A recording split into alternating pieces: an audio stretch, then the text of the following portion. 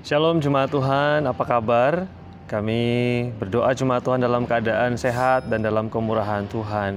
Pagi hari ini bersyukur karena menyapa Jemaat Tuhan lagi dengan firman Tuhan yang akan kita pakai untuk kekuatan kita dalam menjalani kehidupan kita di sepanjang hari ini.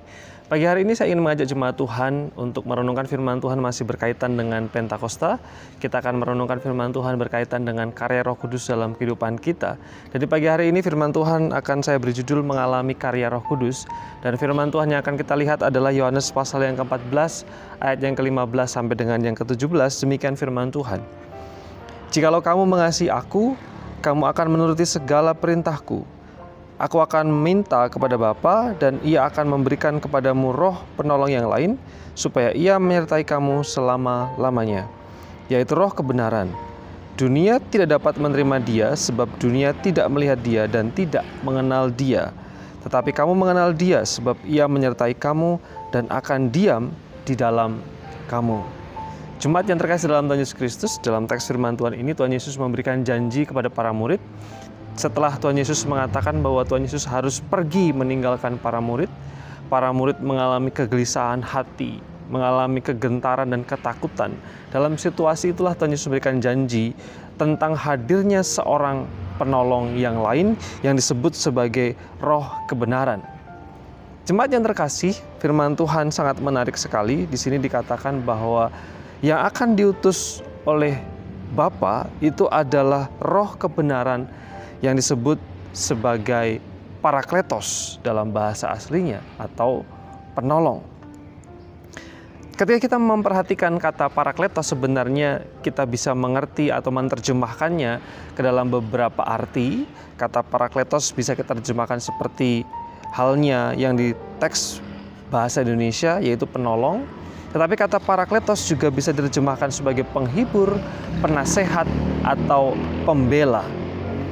Jadi ketika Tuhan Yesus mengatakan bahwa Roh Kudus akan hadir, Roh kebenaran akan hadir menjadi penolong, menjadi parakletos, peran Roh Kudus akan menjadi penolong bagi orang percaya, penghibur bagi orang percaya, penasehat bagi orang percaya, dan juga pembela bagi orang percaya.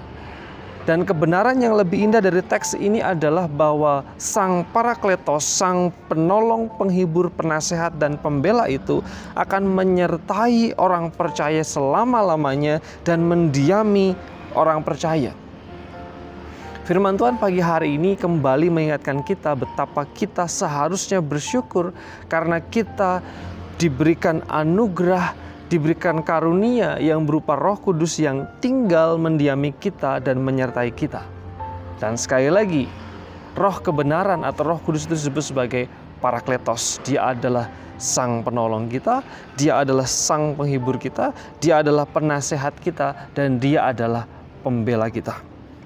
Secara singkat pagi hari ini saya ingin mendorong kita semua, ketika kita mengalami kesulitan hidup dan perasaan tidak berdaya, tidak mampu, mari ingat ada Roh Kudus, sang parakletos, sang penolong di dalam hidup kita.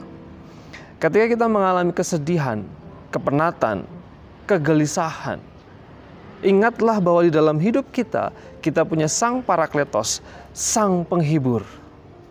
Ketika kita menghadapi jalan buntu, ketidakpastian hidup, kita mengalami kebingungan, kita mengalami situasi yang begitu pelik dan situasi yang begitu rumit sampai kita tidak tahu harus melakukan apa.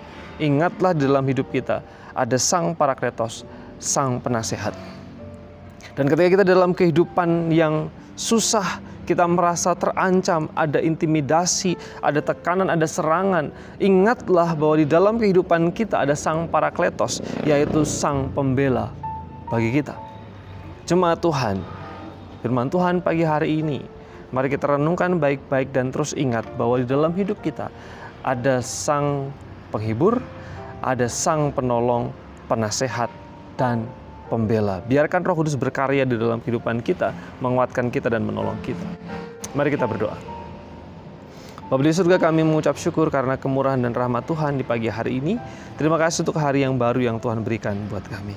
Kami datang di hadapan Tuhan, memohon Roh Kudus supaya terus bekerja untuk menolong kami, menghibur kami, menasihati kami, dan membela kami dalam perkara-perkara sulit. Biarlah anugerah Tuhan, penyertaan Tuhan bersama dengan jemaat sekalian di sepanjang hari ini. Dalam nama Yesus kami berdoa. Amin.